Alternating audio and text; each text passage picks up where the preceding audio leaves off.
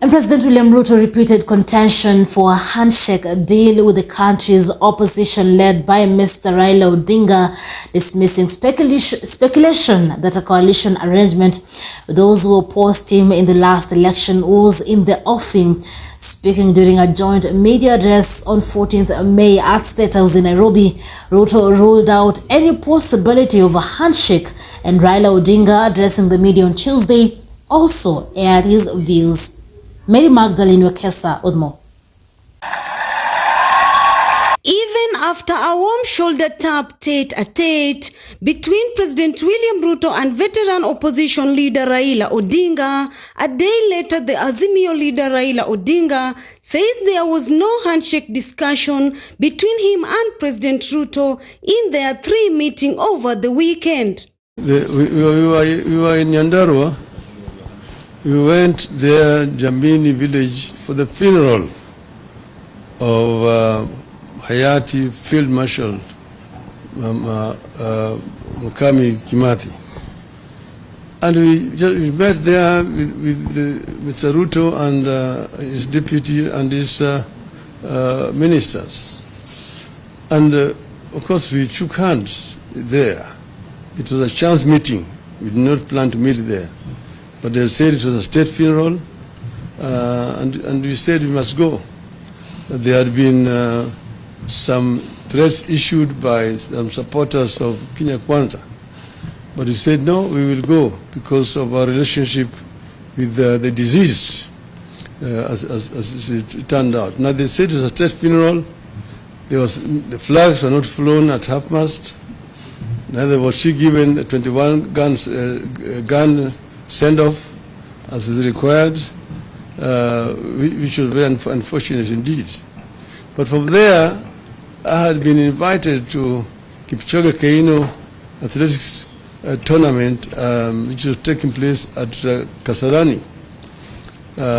And Mr. Ruto also was coming. Raila Odinga insisted that he had no idea that during the Mashemeji Derby, the president was one of the guests invited for the occasion. There, we didn't know that he was coming. He didn't also know that I was going. We just met there as a chance at Kasarani, and we watched the tournament together. We did not invite each other. The following day, there was Mashemeji Derby at Nyayo Stadium. And I was going there because I'm the patron of Gor Mahia, Kogalo. And as we were coming around Madaraka Estate, there was a traffic jam. Then I asked, why is the jam today on a Sunday? I told, oh, you know, the roads have been closed because the president is going to the stadium. That's when I knew that Mr. Ruto was going to the stadium. And we met there again in the stadium, and we watched the match together. At the halftime, we went down to the lounge. There's only one lounge. And then we met there, and the pictures were taken. We did not talk anything other than football. The former Prime Minister was speaking on Tuesday during a media brief in Nairobi. The head of state has set the record straight, insisting that there will be no handshake between him and the Azimio leader. As we talk, I am pushing so that we have an office in Parliament of the leader of opposition, funded by the government of Kenya, to make sure that public resources are being used appropriately. And I like what you're saying. That is exactly what I want, because he explained that as much as he is ready to work with leaders from different political divides, there is no room for handshake. Speaking on Sunday at State House, President Ruto noted that his administration needs a strong, vibrant opposition to check government. As taxes. Ruto and Raila attended Mashemeji Derby at Nyayo Stadium over the weekend, the second day in a row that the two political rivals were meeting face-to-face after the August 9th, 2022 polls, and the third time they were sharing the podium.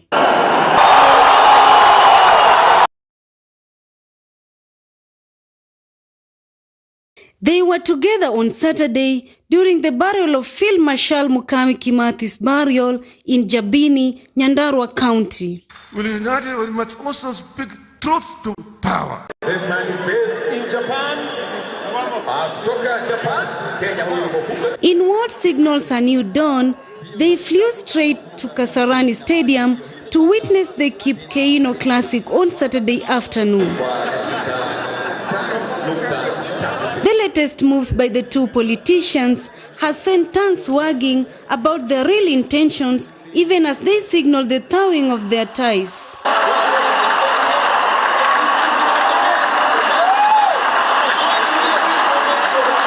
For Maisha Prime Maisha Television, I am Mary Magdalene Nekesa.